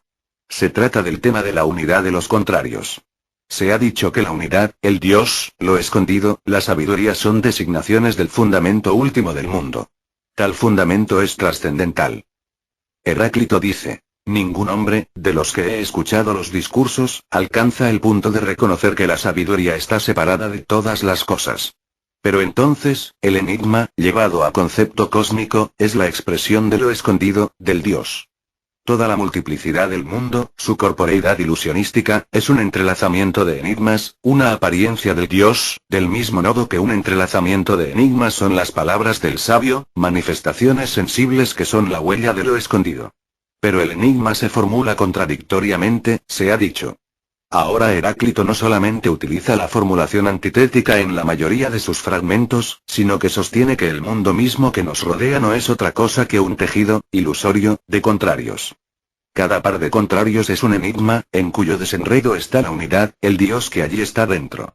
De hecho Heráclito dice: el Dios es día-noche, invierno-verano, guerra-paz, saciedad-hambre. Misticismo y dialéctica. Si el origen de la sabiduría griega está en la manía, en la exaltación pítica, en una experiencia mística y mistérica, ¿cómo se explica entonces el paso de este fondo religioso a la elaboración de un pensamiento abstracto, racional, discursivo? Ya en la fase madura de esta edad de los sabios nosotros encontramos una razón formada, articulada, una lógica no elemental, un desarrollo teórico de buen nivel. Todo esto se ha vuelto posible por la dialéctica. Con este término, no se entiende obviamente lo que incluimos en el nosotros modernos. Dialéctica se usa aquí en el sentido originario y propio del término, o sea en el significado de arte de la discusión, de una discusión real, entre dos más personas vivas, no imaginadas por una invención literaria. En este sentido, la dialéctica es uno de los fenómenos culminantes de la cultura griega, y uno de los más originales. Su gran desarrollo unitario llega a su cumplimiento con Aristóteles. En efecto, en una obra juvenil, Los Tópicos, mira retrospectivamente todo el material elaborado por este arte, a todas las vías seguidas por él, a todas las formas, las reglas, los procedimientos, las argumentaciones, los artificios sofísticos, para tratar de construir sobre esta base un tratamiento sistemático de la dialéctica, estableciendo los principios generales, las normas de una discusión correcta, ordenando y clasificando todo ese material, organizando una teoría general de la dialéctica. Pero si esto es el cumplimiento, la mirada retrospectiva, ¿cuál es la culminación y cuál es el origen de la dialéctica? Cuando confrontamos las argumentaciones dialécticas de Platón, de Gorgias, de Zenón, buscando a juzgarlas según el criterio del rigor lógico y de la excelencia argumentativa, no faltan razones para sostener, contra la opinión dominante, una superioridad de Zenón respecto a Platón. Y dejando de lado el problema de la culminación de la dialéctica, ¿dónde se buscará su origen? El joven Aristóteles sostiene que Zenón ha sido el inventor de la dialéctica. Sin embargo, si confrontamos los testimonios sobre Zenón con los fragmentos de Parménides, su maestro, parece inevitable admitir que en este último una misma maestría dialéctica de los conceptos más abstractos, de las categorías más universales. Pero al mismo Parménides es quizá posible atribuir la invención así de imponente, el uso de los llamados principios aristotélicos de no contradicción y del tercero excluido, la introducción de categorías que quedarán siempre ligadas al lenguaje filosófico, no solamente del ser y del no ser, sino verosímilmente también de la necesidad y de la posibilidad. Sería más natural pensar en una tradición dialéctica que remonta más allá de Parménides todavía, que se origina precisamente en aquella era arcaica de Grecia, de la que se ha hablado. La dialéctica nace en el terreno del agonismo. Cuando el fondo religioso se ha alejado y el impulso cognoscitivo ya no necesita ser estimulado por un desafío del Dios, cuando una pelea por el conocimiento entre hombres ya no requiere que ellos sean adivinos, he aquí que aparece un agonismo solamente humano. Sobre un contenido cognoscitivo cualquiera un hombre desafía a otro hombre a que responda. Discutiendo sobre esta respuesta se verá cuál de los dos hombres posee un conocimiento más fuerte. Con base en los tópicos aristotélicos, se puede reconstruir un esquema general de la marcha de una discusión, aún infinitamente variado en su desenvolver efectivo. El respondiente hace suyo uno de los dos lados, o sea, afirma con su respuesta que su respuesta a esto es verdadera, hace una elección. Esta respuesta inicial se llama la tesis de la discusión. La tarea del interrogante es demostrar, deducir la proposición que contradice la tesis. De esta manera alcanza la victoria ya que al probar como cierta la proposición que contradice la tesis, demuestra al mismo tiempo la falsedad de la tesis, o sea refuta la afirmación del adversario, que se había expresado en la respuesta inicial. Para alcanzar la victoria, luego, hay que desarrollar la demostración, pero esta no la enuncia unilateralmente el interrogante, sino que la articula a lo largo de una serie larga y compleja de preguntas, cuyas respuestas constituyen los eslabones singulares de la demostración. El enlace unitario entre estas respuestas debe precisamente constituir el hilo continuo de la deducción, al término del que, como conclusión, se vuelve a encontrar la proposición que contradice la tesis. No es necesario que el respondiente se dé cuenta que la serie de sus respuestas constituye un nexo demostrativo. El interrogante busca antes impedir que el diseño de su argumentación sea perspicuo. Por eso la sucesión de las preguntas a menudo no sigue el hilo de la argumentación, y a veces intervienen también demostraciones incidentales y subsidiarias. Lo importante es que justamente la respuesta individual sea cada vez la aserción de cierta proposición, que el interrogante presenta como pregunta. Al final, todas las respuestas serán otras tantas afirmaciones del respondiente. Si su nexo refuta la tesis, o sea la respuesta inicial del respondiente, quedará claro que el respondiente, a través de los distintos eslabones de la argumentación, habrá él mismo refutado la propia tesis inicial. En la dialéctica no hay jueces que deciden quién es el vencedor. La victoria del interrogante resulta de la discusión misma, ya que es el respondiente quien primero afirma la tesis y luego la refuta. En cambio, la victoria la obtiene el respondiente, cuando él logra impedir la refutación de la tesis. Esta práctica de la discusión ha sido la cuna de la razón en general, de la disciplina lógica, de todo refinamiento discursivo. De hecho, demostrar una cierta proposición, nos enseña Aristóteles, significa encontrar un medio, es decir un concepto, un universal, tal que se puede unir a cada punto de los dos términos de la proposición, de modo que se pueda deducir de tales nexos la proposición misma, es decir demostrarla. Y puesto que tal medio es más abstracto que el sujeto de la proposición que hay que demostrar, la discusión, como búsqueda de los medios, es una búsqueda de universales cada vez más abstractos, en cuanto el medio que demuestra la proposición dada necesitará a su vez ser demostrado. La dialéctica ha sido así la disciplina que ha permitido distinguir las abstracciones más evanescentes pensadas por el hombre. La famosa tabla de las categorías aristotélicas es un fruto final de la dialéctica, pero el uso de tales categorías es vivo y comprobable en la esfera dialéctica mucho tiempo antes de Aristóteles.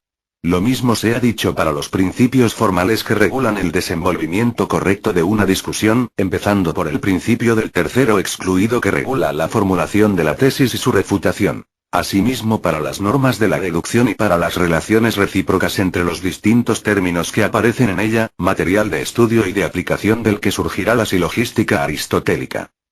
Se nos presenta ahora la posibilidad de intentar una explicación respecto al oscuro problema del paso del fondo religioso de la adivinación y del enigma a la primera edad de la dialéctica. Ya de lo que se ha dicho resulta un punto de encuentro entre los dos fenómenos, es decir, la esfera del agonismo que concierne el conocimiento y la sabiduría. El enigma de hecho, humanizándose, asume un aspecto agonístico, y por otra parte, la dialéctica surge del agonismo. Pero profundizando el análisis de ambos fenómenos, examinando los testimonios más antiguos al respecto y confrontando la terminología utilizada en sendos casos, es de suponer una relación más intrínseca, un nexo de continuidad entre ellos. En esta perspectiva, el enigma aparece como el fondo tenebroso, la matriz de la dialéctica. Decisiva aquí es la terminología. El nombre con el que las fuentes designan el enigma es problema, que al origen y para los trágicos significa obstáculo, algo que se proyecta por delante. Y de hecho, el enigma es una prueba, un desafío al que el dios expone el hombre. Pero el término mismo problema queda vivo y en posición central en el lenguaje dialéctico, al punto que en los tópicos de Aristóteles eso significa formulación de una búsqueda, designando la formulación de la pregunta dialéctica que da inicio a la discusión. Y no se trata solamente de una identidad del término. El enigma es la intrusión de la actividad hostil del dios en la esfera humana, su desafío, del mismo modo que la pregunta inicial del interrogante es la abertura del desafío dialéctico, la provocación a la pelea. Además de ello se ha dicho varias veces que la formulación del enigma, en la mayoría de los casos, es contradictoria, así como la formulación de la pregunta dialéctica propone explícitamente los dos lados de una contradicción. Esta última identidad formal es del todo estupefaciente, recuérdese el enigma homérico de Heráclito, e impone casi la convicción de una estricta parentela entre enigma y dialéctica. El uso de varios otros términos confirma esta tesis. El verbo probayein, que en el V siglo significa proponer un enigma, viene usado por Platón alternativamente en el sentido enigmático. En un pasaje del Cármides el verbo está relacionado explícitamente con el término enigma y se dice arrojaba por delante un enigma, y en el sentido dialéctico, atestiguando una unidad de fondo entre las dos esferas. Algunas veces significa todavía proponer un enigma y otras veces en cambio proponer una pregunta dialéctica. Recordemos también, como usados ora en sentido dialéctico o ora en sentido enigmático, los términos aporía, interrogación, búsqueda, pregunta dudosa. Por lo tanto el misticismo y el racionalismo no sería en Grecia algo antitético y deberían entenderse más bien como dos fases sucesivas de un fenómeno fundamental. La dialéctica interviene cuando la visión del mundo del griego se vuelve más sosegada. El fondo áspero del enigma, la crueldad del dios hacia el hombre se viene atenuando, vienen sustituidos por un agonismo solamente humano. Quien contesta a la pregunta dialéctica ya no se encuentra en un desamparo trágico. Si está derrotado, no perderá la vida, como le ocurrió en cambio a Homero. Además su respuesta al problema no decide enseguida de su suerte, en bien o en mal. El respondiente resuelve la alternativa con su tesis, afirmando algo que será puesto a prueba, pero que en el momento se acepta como verdadero. Quien debía responder al enigma, o callaba, y de repente era derrotado, o se equivocaba, se le venía la sentencia del dios o del adivino. En la discusión, en cambio, el respondiente puede defender su tesis. Pero por lo general esto le servirá poco.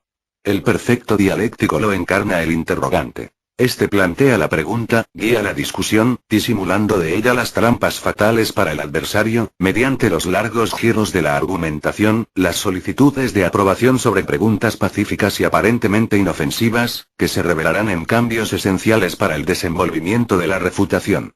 Que se recuerde el carácter de Apolo como dios que golpea de lejos, cuya acción hostil está diferida. Esto se encarna típicamente en el interrogante dialéctico, que sabiendo que va a vencer, retrasa, saborea de antemano la victoria, intercalando las tramas vagabundas de su argumentar. Bajo este punto de vista permanece todavía un fondo religioso en la esfera dialéctica. La crueldad directa de la esfinge se vuelve aquí una crueldad mediata, disfrazada, pero en este sentido tanto más apolíneo. Hay casi un ritual en el cuadro del encuentro dialéctico, que en general se desenvuelve frente a un público silencioso. Al final, el respondiente debe rendirse, si las reglas están respetadas, como todos se esperan a que deban sucumbir, como por el cumplimiento de un sacrificio. Del resto uno puede no estar del todo seguro que en la dialéctica el riesgo no fuese mortal. Para un antiguo la humillación de la derrota era intolerable. Si César hubiese sido radicalmente derrotado en batalla, no hubiese sobrevivido. Y quizá Parménides, Zenón, Gorgias no fueron nunca derrotados en una discusión pública, en una verdadera competencia. Vi y la razón destructiva. Muchas generaciones de dialécticos elaboran en Grecia un sistema de la razón, del logos, como fenómeno viviente, concreto, puramente oral. La oralidad obviamente es un carácter esencial de la discusión. Una discusión escrita, traducida en obra literaria, cual encontramos en Platón, es un pálido sucedáneo del fenómeno originario, sea porque le hace falta toda inmediación, la presencia de los interlocutores, las inflexiones de sus voces, la alusión de sus miradas, sea porque describe una pelea pensada por un solo hombre, y solo pensada, careciendo por tanto del albedrío, de la novedad, de lo imprevisto que pueden surgir únicamente del encuentro verbal de dos individuos en carne y hueso. Pero este sistema del logos, así elaborado, ¿es realmente un edificio?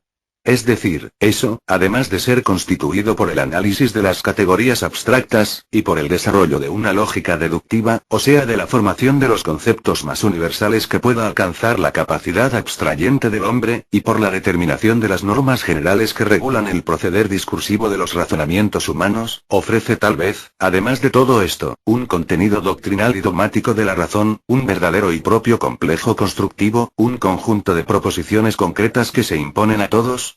La respuesta es negativa. En el planteamiento mismo de la discusión griega hay una intención destructiva, y un examen de los testimonios sobre el fenómeno nos convence que tal intención se ha realizado por la dialéctica.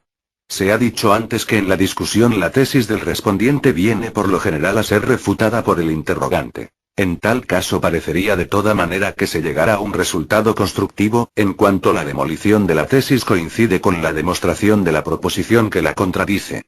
Pero para el perfecto dialéctico es indiferente la tesis asumida por el respondiente. Este puede escoger en la respuesta inicial uno u otro lado de la contradicción propuesta, y en ambos casos la refutación seguirá inexorablemente.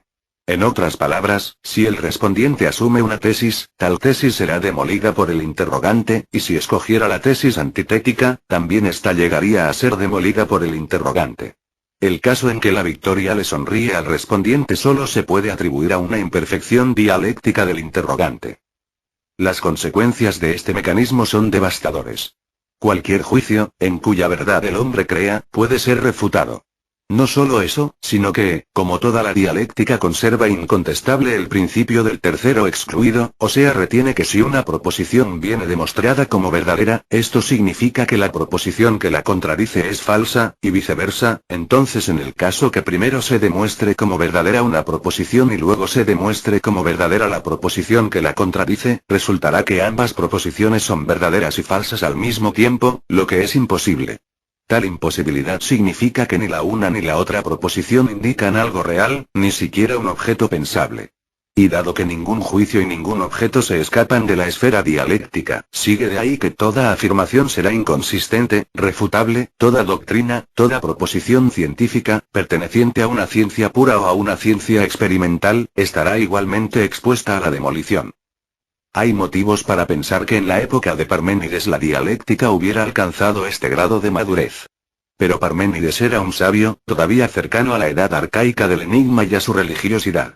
La destructividad de la dialéctica había resultado de un exceso de agonismo, en un plano solamente humano, aun si en este áspero florecimiento de la razón se podía descubrir la acción hostil de Apolo. Heráclito había resuelto positivamente esta tensión entre mundo divino y mundo humano. Sus palabras lapidarias habían puesto de manifiesto por intermedio de enigmas la escondida, indecible naturaleza divina, habían recordado al hombre su origen exaltante. Parménides sigue otra vía, porque ya se encuentra implicado en el torbellino dialéctico. Los términos de su discurso él los extrae de la dialéctica, asumida en el ápice de su abstracción. El ser y el no ser, lo necesario y lo posible. Frente a este lenguaje, él impone su legislación, que salvaguarda el fondo divino del que procedemos, y aún más lo hace triunfar en nuestro mundo de la apariencia. A la alternativa eso no es, un verdadero problema, en el que Parménides sintetiza la formulación más universal de la pregunta dialéctica y al mismo tiempo la formulación del enigma supremo, la ley parmenidea ordena respondes es. El camino del no es no se debe seguir, es prohibido, ya que solo es siguiendo el camino de la negación devastadoras de la dialéctica. Sin la contraposición entre afirmación y negación, o sea sin la contradicción, no es posible demostrar nada. Pero Parménides teme que la destrucción dialéctica implique, a los ojos de los hombres ligados al presente, también el origen escondido, el Dios, de donde derivan el enigma y la dialéctica. Por el contrario, él les resuelve el enigma y el desenredo ofrecido e impuesto por un sabio, sin la intervención de la hostilidad de un Dios, es el desenredo que le quita a los hombres todo riesgo mortal. Él significa la palabra que salvaguarda la naturaleza metafísica del mundo, que la traduce en la esfera humana, que pone de manifiesto lo escondido. Y la diosa que preside a esta manifestación es Aletheia, la verdad. En esta actitud de Parménides hay benignidad hacia los hombres. Él no manifiesta propiamente aquello que en sí es el corazón que no tiembla, como dice Parménides, el fondo escondido de las cosas, pero la ley parmenidea solamente se muestra indulgente hacia la incomprensión de los hombres, más maduro es Heráclito que enuncia sus enigmas sin desenredarlas. Esta es una presentación elemental del pensamiento de Parménides.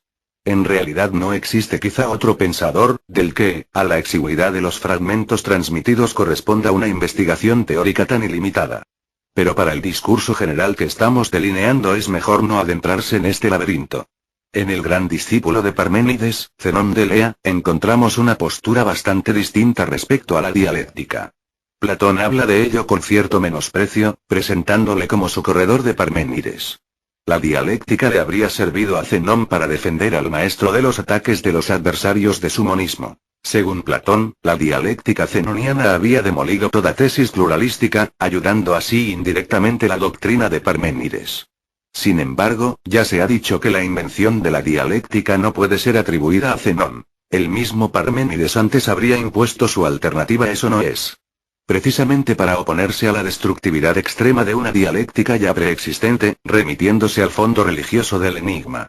Además, una imagen más adecuada de Zenón puede ser reconstruida solamente a través de los testimonios, mucho más ricos y completos, de Aristóteles. Este se refiere a las argumentaciones dialécticas de Zenón, tratando sin mucho éxito de refutarlas, no solamente contra la multiplicidad, sino directamente contra la unidad, y en general sobre el tema del movimiento y del espacio, por lo tanto contra las condiciones del mundo sensible, reducido a apariencia. El socorro de Zenón no concernía desde luego la defensa del monismo, que del resto no era una tesis central de Parménides. Antes, si se recuerda la prohibición parmenidea de seguir el camino del no es, la actitud de Zenón es de desobediencia. En vez de abandonar el camino destructivo del no ser, es decir de la argumentación dialéctica, Zenón lo sigue hasta sus últimas consecuencias. Las generaciones anteriores de dialécticos habían conducido, se puede suponer, una obra de demolición particular, casual, ligada a la contingencia de interlocutores dialécticos individuales y de problemas teóricos individuales, verosímilmente conectados a la esfera práctica y política. Zenón generalizó esta encuesta, la extendió a todos los objetos sensibles y abstractos. En este modo la dialéctica dejó de ser una técnica agonística para volverse una teoría general del logos. La destructividad dialéctica de la que se hablaba primero alcanza solamente con Zenón ese grado de abstracción y de universalidad que la transforma en nihilismo teorético, frente al cual toda creencia, toda convicción, toda racionalidad constructiva, toda proposición resulta ilusoria e inconsistente. Después de un examen profundizado de los testimonios aristotélicos sobre Zenón, se puede intentar una esquematización de este refinadísimo método dialéctico zenoniano. Cada objeto sensible o abstracto, que se expresa en un juicio, viene comprobado ante todo ser y no ser al mismo tiempo, y además viene demostrado como posible y a la vez imposible. Este resultado, obtenido cada vez mediante una argumentación rigurosa, constituye en su conjunto la aniquilación de la realidad de todo objeto, y finalmente de su pensabilidad. Zenón por tanto ha desobedecido al maestro, ha transgredido su prohibición de recorrer el camino del no es. Sin embargo, su elaboración teórica, considera de acuerdo a una perspectiva más profunda, es igualmente un socorro para la visión de Parménides.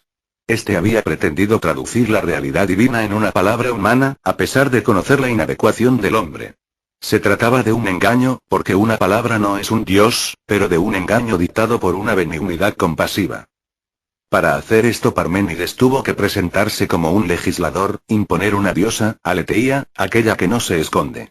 Zenón vio la fragilidad de esta orden, y se dio cuenta que no se podía bloquear el desarrollo de la dialéctica y de la razón, ya que éstas descendían precisamente de la esfera del enigma y del agonismo. Para salvaguardar la matriz divina, para recordarla a los hombres, él pensó al contrario radicalizar el empuje dialéctico hasta alcanzar un nihilismo total. De este modo buscó colocar ante los ojos de todos el carácter ilusorio del mundo que nos rodea, imponer a los hombres una nueva mirada sobre las cosas que nos ofrecen los sentidos, haciendo entender que el mundo sensible, nuestra vida, en suma, es una simple apariencia, un puro reflejo del mundo de los dioses. Su método se asemeja más bien al de Heráclito, que de manera análoga aludía a la naturaleza divina con una referencia enigmática a lo contradictorio, a lo absurdo, al carácter inestable e instantáneo de todo lo que pasa frente a nosotros. Como hombre, como sabio, Zenón representa un vértice de arrogancia. Para imaginar la agudeza y la inventividad de su genio deductivo se puede leer el diálogo platónico dedicado a Parménides, que es una imitación zenoniana, verosímilmente menos rigurosa y completa que la original. Del resto no se necesita siquiera pensar que un edificio dialéctico de este género no pueda quedar inmune a las infiltraciones sofísticas. Los pensadores que vendrán mucho más tarde manifestaron este juicio, y consideraron refutadas las afirmaciones de Zenón, pero en realidad esto no sale bien ni al más agudo entre todos, a Aristóteles. Si se consideran solamente argumentaciones individuales de Zenón, como las famosas aporías de la dicotomía, de la flecha o de Aquiles y la tortuga, es decir, esa mínima parte conocida por nosotros de la obra dialéctica zenoniana, encontramos una sorprendente admisión de Aristóteles, o sea que estas aporías solamente pueden superarse por accidente, es decir, con referencia a lo que ocurre. Es clara la debilidad de tal refutación, frente a un problema que no concierne los hechos, sino la razón. Agonismo y retórica se ha dicho que las aporías de Zenón esperan todavía ser una refutación. Si esto es verdad, el logos zenoniano representa un vértice en la teoría de la razón, tal vez el punto extremo de la racionalidad griega. En tal caso se impondría un enfrentamiento entre esta razón destructiva y la razón constructiva, la cual se entiende en la filosofía moderna. Es de todas maneras importante hacer observar un equívoco que siempre ha oscurecido la comprensión de la racionalidad griega. Los sabios de esta era arcaica, y la actitud durará hasta Platón, entendían la razón como un discurso sobre otra cosa, un logos que solamente dice, expresa una cosa diferente, heterogénea. Lo que se ha dicho sobre la adivinación y sobre el enigma ayuda a entender la cosa. Es precisamente este fondo religioso, esta experiencia de exaltación mistérica, que la razón tiende a expresar de algún modo, a través de la mediación del enigma. Después tal empuje originario de la razón se ha olvidado, ya no se ha comprendido su función alusiva, el hecho que a ella le tocara expresar una separación metafísica, y se ha considerado el discurso como si tuviera una autonomía propia, como si fuera un simple espejo de un objeto independiente sin fondos, llamado racional, o directamente fuera eso mismo una sustancia. Pero en un principio la razón había nacido como algo complementario, como una repercusión, cuyo origen estaba en alguna cosa escondida, fuera de ella, que no podía ser totalmente restituida, sino solamente señalada por aquel discurso. Cuando vino el equívoco, se hubiera debido inventar una formulación nueva, una nueva estructura, a la medida de perspectivas distintas, de una legislación que proclamara la autonomía de la razón, que cortara con todo aquello de que era derivada. Se siguió en cambio conservando el edificio, se mantuvieron las normas del logos primitivo, que había sido solamente un camino, un arma agonística, un símbolo manifestante, y que de auténtico que era se volvió a partir de ese momento, en esta transformación, un logos espurio. Después de Parménides y Zenón, la edad de los sabios va declinando. Para mantener la unidad de nuestra perspectiva, y seguir todavía el filón de la dialéctica, es preciso en este punto recordar a Gorgias. Este proviene del occidente griego, de la Sicilia. En su larga vida viajó mucho y permaneció también en Atenas. Teóricamente, él sobrepasa incluso a Zenón, si consideramos los detalles. Pero en él se encuentra también el germen de la decadencia para la dialéctica. Ya asombra el enunciado general del contenido de su obra más abstracta. Él sostiene 3 puntos fundamentales, más o menos en estos términos. El primero, que nada es; el segundo, que aun si algo es incognoscible para el hombre; el tercero, que aun si es cognoscible, no es comunicable o explicable a los otros. Desde el punto de vista del contenido, nos encontramos frente a una variación sobre el tema del nihilismo zenoniano. De ahí que Gorgias no nos ofrece ningún resultado teórico vistosamente nuevo. Por cierto, con él, la técnica dialéctica alcanza un grado de refinamiento extremo, y verosímilmente, aunque quede duda sobre la fidelidad de las fuentes que transmiten sus doctrinas, su lógica es más evolucionada que la de Zenón. Él conoce la teoría del juicio, respecto a las reglas de la conversación y al aspecto cuantitativo de la contradicción, y aplica con frecuencia la demostración por lo absurdo; antes quizá haya sido directamente el autor de este tipo de prueba, que tiene una particular eficacia persuasiva. Asombrosa por el contrario es la forma como viene enunciada la savia destructiva de la doctrina de Gorgias. El nihilismo se declara drásticamente, no está velado, como en Zenón, por un enredo vertiginoso de argumentaciones. Lo que sorprende es la ausencia de todo fondo religioso. Gorgias no se preocupa por salvaguardar nada. Antes bien su formulación. Nada existe; si existiera no sería cognoscible; si fuera cognoscible no sería comunicable, parece verdaderamente poner en duda la naturaleza divina, y de toda manera la aísla completamente de la esfera humana. La aparición de Gorgias viene acompañada de un cambio profundo en las condiciones externas, objetivas del pensamiento griego. El lenguaje en las discusiones dialécticas precedentes había quedado hasta ahí algo privado, limitado a un ambiente escogido. No se puede hablar de escuelas filosóficas, porque el encuentro de las personas era siempre extremadamente libre, con una alternativa continua de los interlocutores. Todavía se trataba de un fenómeno esotérico, ya no por una revelación mistérica cualquiera, sino por una adquisición activa dentro de un círculo restringido. Con la acentuación de la cultura en Atenas, que interviene a partir de la mitad del V siglo, se manifiesta en Grecia la tendencia fatal a romper el aislamiento del lenguaje dialéctico. En la confluencia ateniense la atmósfera refinada y reservada de los diálogos eleáticos viene sustituida por el marco de encuentros dialécticos más ruidosos y más frecuentados. En su enfrentamiento con las formas expresivas del arte y con los productos de la razón ligados a la esfera política, el lenguaje dialéctico ingresa en el ámbito público. Una dialéctica adulterada se hace sentir en modo evidente en la parte dialogada de las tragedias de Sófocles, a partir de 440 AC. El viejo lenguaje dialéctico viene usado también fuera de la discusión. Los escuchadores no son escogidos, no se conocen entre ellos, y la palabra se vuelve a profanos que no discuten, sino que escuchan solamente. Así nace la retórica, con la vulgarización del lenguaje dialéctico.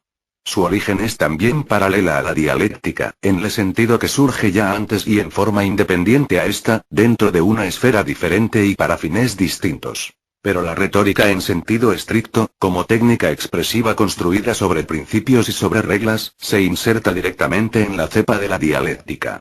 La retórica es, también ella, un fenómeno esencialmente oral, en el que sin embargo ya no hay una colectividad que discute, sino uno solo que se hace adelante para hablar, mientras los demás están escuchando. La retórica es igualmente agonística, pero en modo más indirecto que la dialéctica. En ese arte no se puede demostrar directamente sino mediante un enfrentamiento, mientras que en la retórica cada presentación del orador es agonística en cuanto los escuchadores deberán juzgarla en comparación de lo que dirán otros oradores. Directamente la retórica es agonística en un sentido más sutil, donde se revela más estricta su derivación de la matriz dialéctica. Mientras que en la discusión el interrogante combate para subyugar al respondiente, para vencerlo con los enredos de sus argumentaciones, en el discurso retórico el orador lucha para subyugar a la masa de sus auditores. En el primer caso la victoria se logra cuando la deducción viene perfeccionada a través de las respuestas mismas del respondiente, por tanto es sancionada por la última conclusión. En el segundo caso hace falta una sanción intrínseca para la demostración del orador, y en el logro de la victoria interviene también, fuera de la forma dialéctica, un elemento emocional, o sea la persuasión de los auditores. Con esto ellos quedan subyugados y se asigna la victoria al orador. En la dialéctica se luchaba por la sabiduría. En la retórica se lucha por una sabiduría dirigida a la potencia. Son las pasiones de los hombres que deben ser dominadas, excitadas, aplastadas. Paralelamente, el contenido de la dialéctica, que en su período más refinado se había volatilizado gradualmente hasta las categorías más abstractas que la mente humana pudiese imaginar, ahora con la retórica regresa a la esfera individual, corpórea de las pasiones humanas, de los intereses políticos. No es desde luego por casualidad que Gorgias, el campeón de la dialéctica, haya sido al mismo tiempo uno de los grandes artífices, y aún un fundador del arte retórico. El hecho que un mismo hombre elabore paralelamente un sutilísimo lenguaje dialéctico y un lenguaje retórico del todo original, pero netamente distinto del primero, en el estilo y en el argumentar, es un signo de una mundanidad sin pudores, se acompaña en modo bastante natural del abandono de todo fondo religioso del que se ha hablado. Y hasta en sus argumentaciones dialécticas se advierte el signo de esta mundanización. Los conceptos de necesidad y de posibilidad, que vuelven más áspera la comprensión de los testimonios parmenideos y zenonianos, se dejan en la sombra en la dialéctica gorgiana. Y ya se ha dicho que la demostración indirecta, por absurdo, que Gorgias usa con predilección, tiene una fuerza de persuasión bastante más fuertes que la directa. La actitud divulgativa, falsamente elemental, señala por lo tanto a Gorgias como uno de los artífices de la transformación del lenguaje dialéctico en uno público. Un elemento esencial de esta transformación es la intervención de la escritura. La escritura en su uso literario se difunde después de la mitad del VI siglo, y queda, más que todo, ligada a la vida colectiva de la ciudad, en las formas y en los contenidos. Es otros casos es primero que todo un artificio expresivo ocasional, como quizás se puede decir para las obras de Anaximandro, Hecateo y Heráclito. Por lo general, es ante todo un simple medio mnemónico, sin que le toque una consideración intrínseca. Esto vale también en los enfrentamientos de la retórica, que de igual modo podrían parecer ligados a la escritura desde un principio. En realidad la retórica nació como una palabra viviente, a través de una creación que las fuentes comparan a la escultura. Del resto, el fondo agonístico del que se ha hablado primero aclaran que la esencia de la retórica está en la recitación viviente. Y sin embargo la retórica acompaña estrictamente la escritura desde que surgió. Esto se debe empero a una simple razón técnica. Los oradores escriben sus discursos y después se los aprenden de memoria, una vez los hayan transformado en expresión plástica. Esto porque la dosificación y el pulimento del estilo deben elaborarse largamente, y porque no se podía confiar en la improvisación, si quería alcanzar la excelencia del arte y si se quería predisponer en la forma más eficaz la excitación de la emoción en el público.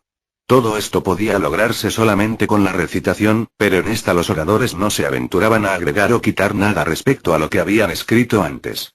De ahí que las oraciones transmitidas hasta nosotros deben corresponder casi perfectamente a cómo fueron pronunciadas en aquel entonces.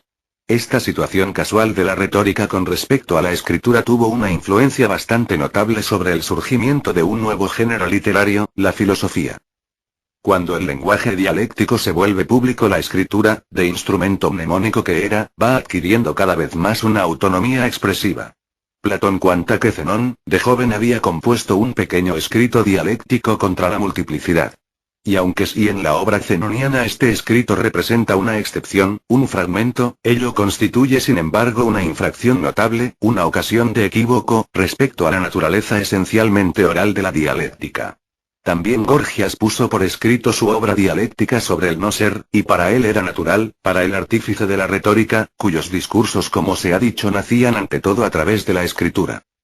Filosofía como literatura a lo largo de las transformaciones culturales que hemos señalado, en el entrelazamiento de la esfera retórica con la dialéctica, y sobre todo en el imponerse gradual de la escritura en sentido literario, se va modificando paralelamente la estructura de la razón, del logos. Con estos discursos públicos, de lo que la escritura es un aspecto, se pone en movimiento una falsificación radical, ya que viene transformado en espectáculo para una colectividad aquello que no puede ser desprendido de los sujetos que lo han constituido. En la discusión dialéctica, no solo las abstracciones, sino las palabras mismas del logos auténtico aluden a eventos del alma que se captan solo participando en ellos, en una mezcla que no se puede dividir. En lo escrito en cambio la interioridad va perdida. Se ha visto que en Gorgias la dialéctica esboza, al menor parcialmente, su cambio a literatura. Pero es solamente con Platón que el fenómeno se declara abiertamente. Esto es un gran evento, y no solamente en el ámbito del pensamiento griego. Platón inventó el diálogo como literatura, como un tipo particular de dialéctica escrita, que presenta en un marco narrativo los contenidos de discusiones imaginarias a un público indiferenciado. Este nuevo género literario Platón mismo lo llama con el nombre nuevo de filosofía. Después de Platón es forma literaria quedará adquirida, y aunque el género literario del diálogo se transformara en el género del tratado, en todo caso seguirá llamándose filosofía la exposición escrita de temas abstractos y racionales, incluso ampliados, después de la confluencia con la retórica a contenidos morales y políticos.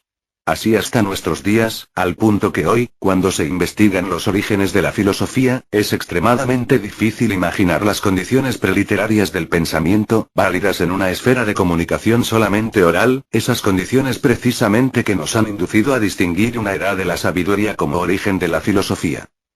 Por otra parte es el mismo Platón que nos hace posible la tentativa de tal reconstrucción. Sin él, que sin embargo ha sido el autor de tan fatal y definitivo trastorno, resultaría muy difícil advertir el avance a partir de esa edad de los sabios y atribuir al pensamiento arcaico de los griegos una importancia mayor que la de una anticipación balbuciente. Los modernos se han contentado generalmente a la última perspectiva, no obstante la significativa y límpida indicación de Platón, cuando llama a la propia literatura filosofía, contraponiéndola a la anterior sofía. No hay dudas sobre este punto. En varias ocasiones Platón designa la época de Heráclito, de Parménides, de Empédocles como la edad de los sabios, frente a los cuales se presenta a sí mismo tan solo como un filósofo, es decir como un amante de la sabiduría, o sea alguien que no posee la sabiduría. Además de esto y en referencia precisa al valor de la escritura, hay dos pasajes fundamentales en Platón, cuya importancia es decisiva con el fin de dar una interpretación general de su pensamiento y de su posición en la cultura griega. El primer pasaje es el mito que cuenta en el Fedro sobre la invención de la escritura por parte del dios egipcio Teut, y sobre el don de ella, destinado a los hombres, que Teut hace al faraón Tanús. Teut magnifica el valor de su invento, pero el faraón replica que la escritura es sí un instrumento de rememoración, pero puramente extrínseco, y que al fin, respecto a la memoria, entendida como capacidad interior, la escritura resultará dañina. En cuanto a la sabiduría, la escritura la proveerá aparente, no ya verdadera. Y Platón comenta el mito acusando de ingenuidad quien quiera que piensa transmitir por escrito un conocimiento o un arte, casi que los caracteres de la escritura tuviesen la capacidad de producir algo sólido. Se puede creer que los escritos estén animados por el pensamiento. Pero si alguno les devuelve la palabra para aclarar su significado, ellos expresarán siempre una sola cosa, siempre la misma. El segundo pasaje está contenido en la séptima carta.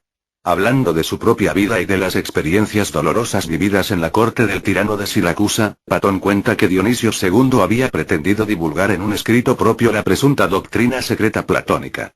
Con base en este episodio, Platón pone en duda en línea general que la escritura pueda expresar un pensamiento serio, y dice literalmente: ningún hombre sensato se atreverá a confiar sus pensamientos filosóficos a los discursos y con más razón a discursos inmóviles, como es el caso de los escritos con letra. De forma todavía más solemne, recalca, un poco después, al recorrer una citación homérica: por eso precisamente toda persona seria se guarda bien de escribir cosas serias para no exponerlas a la malevolencia y a la incomprensión de los hombres. En una palabra, después de lo que se ha dicho, cuando se ven obras escritas por alguno, sean las leyes de un legislador o escritos de otro género, se debe concluir estas cosas escritas no eran para el autor la cosa más seria, si éste es verdaderamente serio, y que estas cosas más serias reposan en su parte más bella. Pero si verdaderamente éste pone por escrito aquello que es fruto de sus reflexiones, entonces es cierto que no los dioses, sino los mortales le han quitado la sensatez. Los intérpretes modernos no han tenido en debida cuenta estos dos pasajes platónicos.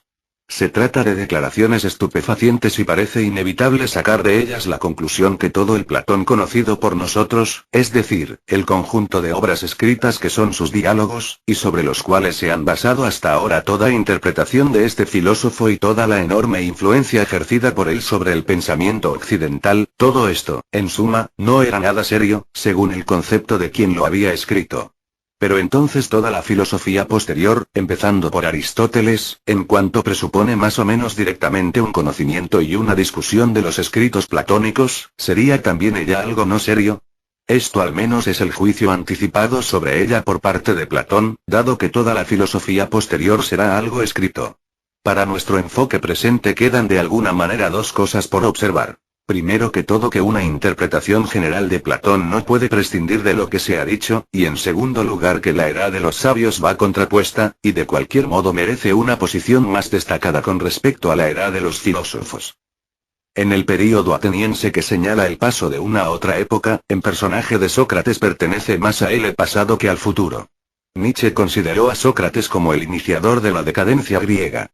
Pero es preciso objetarle que tal decadencia ya había empezado antes de Sócrates, y además que este es un decadente, no a causa de su dialéctica, sino al contrario porque en su dialéctica el elemento moral va afirmándose en detrimento del elemento puramente teórico.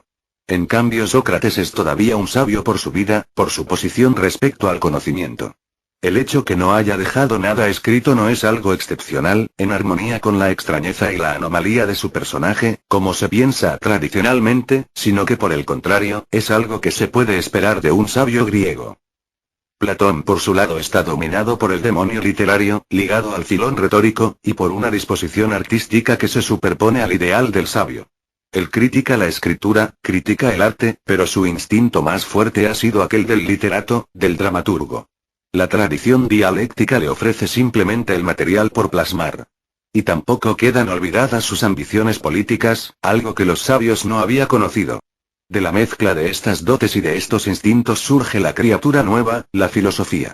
El instinto dramático de Platón lo hace atravesar, como personajes con los que de vez en cuando se identifica, muchas intuiciones totales, exclusivas, a veces completamente antitéticas entre sí, de la vida del mundo, del comportamiento del hombre. La filosofía surge de una disposición retórica acoplada a un adiestramiento dialéctico, de un estímulo agonístico indeciso sobre la dirección que tomar, de la primera aparición de una grieta interior en el hombre de pensamiento, en el que se insinúa la ambición veleidosa a la potencia mundana, y finalmente de un talento artístico de alto nivel que se descarga, tumultuoso y arrogante, desviándose en un nuevo género literario. En el empeño de alcanzar estos resultados ante el público ateniense, Platón se encuentra frente a un adversario de notable estatura, Isócrates.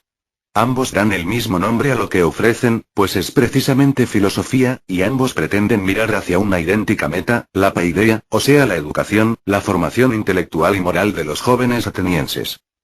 Ambos quieren descombrar la paideia de los fines particulares y a veces toscos que habían introducido en ella los sofistas anteriores. Quieren brindar el conocimiento y enseñar la excelencia.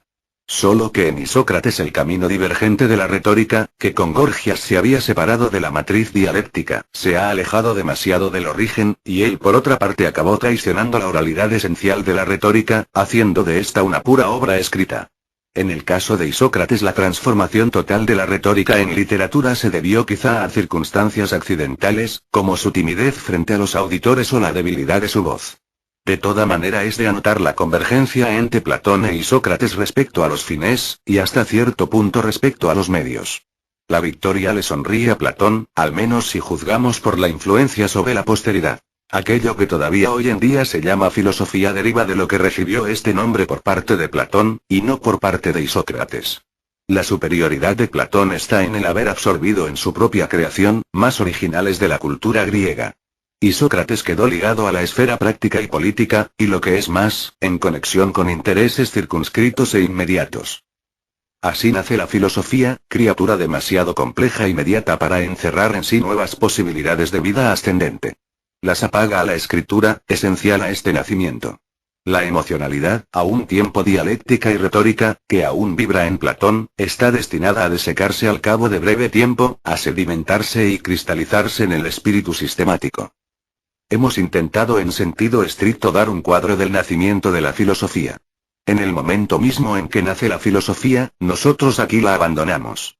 Pero lo que nos apresurábamos a sugerir es que aquello que precede la filosofía, el tronco para el que la tradición usa el nombre de sabiduría y del que surge este brote pronto marchitado, es para nosotros, descendientes remotísimos, según una paradójica inversión de los tiempos, más vital que la filosofía misma.